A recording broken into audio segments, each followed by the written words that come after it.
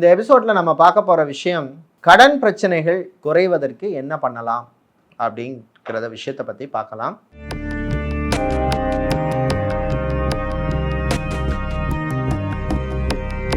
ரகசிய உண்மைகள் நேர் அனைவருக்கும் இனிய வணக்கம். கடன்கிறது இன்னைக்கு எல்லாருக்கும் ஏதோ ஒரு ரூபத்துல இருக்கு. பிசினஸ் லோனா இருக்கலாம், வியாபாரம் சம்பந்தப்பட்டதுக்கு லோன் வாங்கியிருக்கலாம், எஜுகேஷன் கல்வி சம்பந்தப்பட்டதுக்கு லோன் வாங்கியிருக்கலாம், ஹோம் லோன் வீடு வாங்குறதுக்கோ இல்லை இடம் வாங்குறதுக்கோ ஃப்ளாட் வாங்குறதுக்கோ அப்பார்ட்மெண்ட் வாங்குறதுக்கு லோன் வாங்கியிருக்கலாம். இந்த மாதிரி சொல்லிட்டே இருக்கலாம். பர்சனல் லோன்,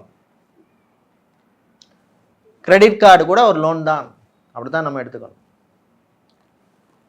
இந்த கடன் பிரச்சனைங்கிறது இன்னைக்கு எல்லாருக்குமே ஒரு காமன் பிரச்சனை ஆயிட்டுது. மாசத்துல நீங்க சம்பளம் வாங்கினீங்கன்னா இல்லை பிஸ்னஸ் பண்ணீங்கன்னா உங்களுக்கு வர வருமானத்தில் ஒரு பர்சன்டேஜ் வந்து இஎம்ஐ கட்டுறதுக்குன்னே தனியாக நீங்கள் அலோகேட் பண்ணணும். 10%, 20%, 30%, 40%. இந்த கடன் யாரால வருது கிரகம்னா அது செவ்வாய் தான். உங்கள் எல்லாருக்குமே தெரியும், அங்காரகன். கடனுக்கு மூல காரணமான கிரகமே செவ்வாய் தான். இந்த கடன் சம்பந்தப்பட்ட பிரச்சனையை தீர்க்கக்கூடிய அல்லது பிரச்சனையுடைய தாக்கத்தை குறைக்கக்கூடிய கடவுள், தெய்வம், சுவாமி அப்படின்னா எல்லா சுவாமியும் தான், எல்லா அம்பாளும் தான். ஆனால் விசேஷமாக சொல்ல போனோம்னா ஒன்று முருகன். முருகப்பெருமான், செவ்வாய்க்கும் முருகனுக்கும் நிறைய தொடர்பு இருக்குது. அதனால் எப்போவுமே முருகப்பெருமானை வழிபடுவது பொதுவாகவே கடன் சம்பந்தப்பட்ட பிரச்சனையில் உள்ள தாக்கத்தை குறைக்கும். அடுத்து ரெண்டாவது யாரு அப்படின்னு சொல்லி பார்த்தோம்னா வாராகி அம்மன். வரம் தரும் வாராகி அம்மனும் கடன் சம்பந்தப்பட்ட பிரச்சனைகளை நமக்கு தீர்ப்பவள், தாக்கத்தை குறைப்பவள். இவங்க ரெண்டு பேரையும், முருகப்பெருமான், வாராகி அம்மன், இவங்க ரெண்டு பேரையும் பொதுவாகவே கடன் சம்பந்தப்பட்ட பிரச்சனைனா செவ்வாய்க்கிழமைகளில செவ்வாய் ஹோரைகளில் வழிபடுவது ரொம்ப ரொம்ப விசேஷம். அதே மாதிரி விசாக நட்சத்திரத்தில் முருகப்பெருமானுக்குன்னா உங்களுக்கு எல்லாருக்குமே தெரியும், கிருத்திகை நட்சத்திரம், சஷ்டி திதிங்கிறது எல்லாருக்குமே தெரிஞ்சது தான். ஆனால் விசாக நட்சத்திரங்கிறது ரொம்ப விசேஷமானது. முருகப்பெருமானுக்கு கடன் சம்பந்தப்பட்ட விஷயங்களுக்கு நமக்கு அனுகூலமாக இருப்பார். அது மாதிரி வாராகி அம்மன்னா உங்களுக்கு எல்லாரும் தெரியும், பஞ்சமி திதின்னு தெரியும். அதே வாராகி அம்மனுக்கு நீங்கள் மூலம் நட்சத்திரம் வருகின்ற நாட்களில், ஆஞ்சநேயருக்கு மட்டும் கிடையாது, நான் சொல்றது இது வாராகி அம்மனுக்கு மூல நட்சத்திரம்.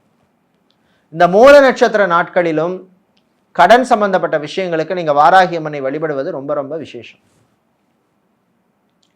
ஸோ மூல நட்சத்திரம் வாராகி அம்மனுக்கு, முருகப்பெருமானுக்கு விசாக நட்சத்திரம், செவ்வாய்க்கிழமை செவ்வாய் ஹோரை.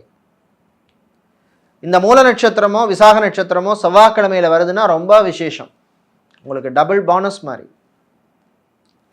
இந்த நாட்களிலே நீங்கள் விரதம் இருப்பது ரொம்ப விசேஷம் கடன் சம்பந்தப்பட்ட பிரச்சனைக்காக. இந்த நாட்களிலே முருகப்பெருமானுக்கோ வாராகி அம்மனுக்கோ சிவப்பு நிற, வாராகி அம்மன்னா வெள்ளைன்னு சொல்லுவோம், நான் சொல்றது சிவப்பு நிறம், சிவப்பு நிறத்தில் உள்ள வஸ்திரம், பட்டு சாத்தி, சிவப்பு நிற புஷ்பங்கள், அது எந்த பூவாகவும் இருக்கலாம், அதில் அர்ச்சனை பண்ணிட்டு வரணும். அதே மாதிரி அந்த நாட்களில் நீங்கள் வாராகி அம்மனையும் முருகப்பெருமானையும் 27 முறை பிரதட்சணம் வலம் வந்து வழிபட வேண்டும்.